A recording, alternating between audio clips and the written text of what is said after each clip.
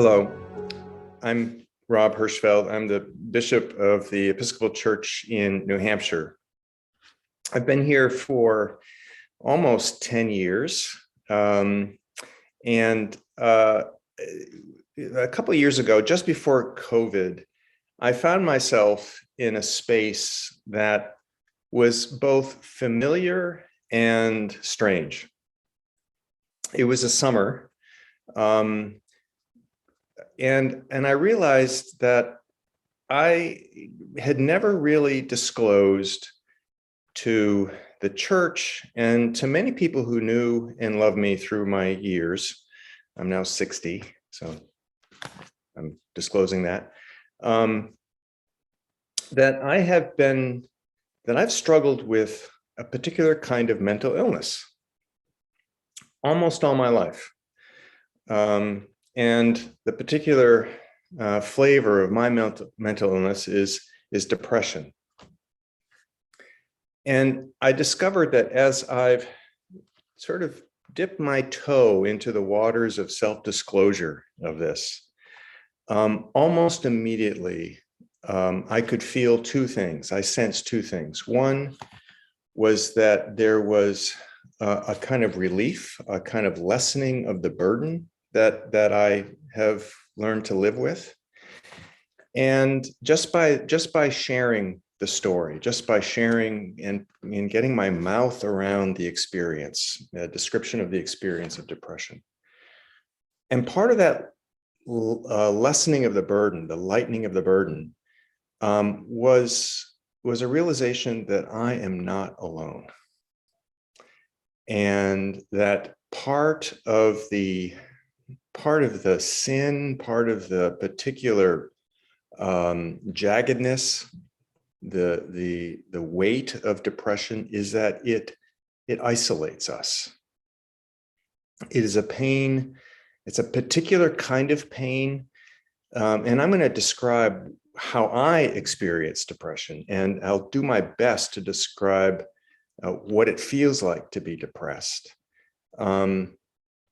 And I've noticed that as I've done that, I've discovered, as I said, that I'm not alone, that people share similar experiences of that kind of pain.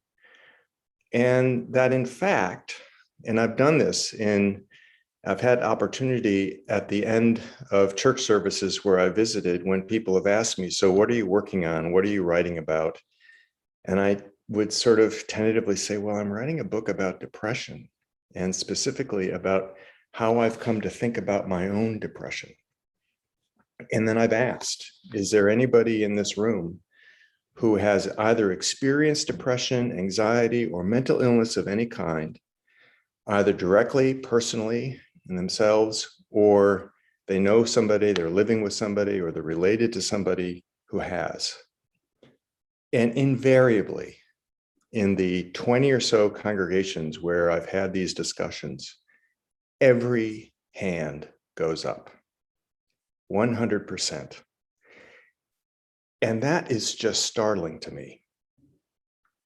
This is in some ways, a very hidden epidemic, but it is an epidemic that touches, I think, every household in our country, and certainly every household in our church, in the body of Christ.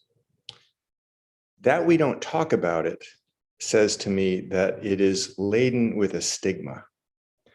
It is laden, we label ourselves, those who are afflicted with mental illness, or those that we know, we kind of brush them over with a label that says they're sick, they're imbalanced, they're distorted, they're off.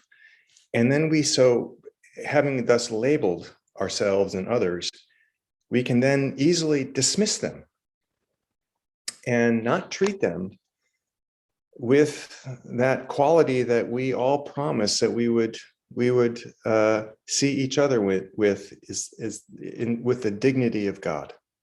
We all promise at our baptisms, and whenever we renew our baptisms at confirmations and ordinations or whatever, will you uphold the dignity of every human being? mental illness, and specifically the stigma that attaches to mental illness, so often deprives us of that dignity. I actually don't think it deprives us of that dignity, because I think no matter what ailment we're suffering from, we still have dignity and we are still children of God. And in some ways, I have discovered that my depression, the weight that I have learned to live with some varying degrees of success, connects me to the universe. It connects me to the world. It connects me to people that I would maybe not know or have occasion to be connected with. But I find that it is a kind of a wound within me that is how I experience the cross of Christ. How I experience how God comes to us as one who suffers.